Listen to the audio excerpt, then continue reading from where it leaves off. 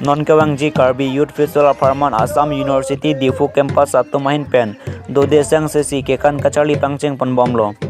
Non Nangkeli ji Karbi Youth Festival Farman Theria Cheklo Nifai Stephen Nifai Puan Jisik Chedang Panbomlo Lapen Kedam Tang Aningkan Ahoda Bangke Aura Krempen Achok Karbi Youth Festival Mate Karbi Reasoning Suarong Ajalong Kanun Padagdunang Koklo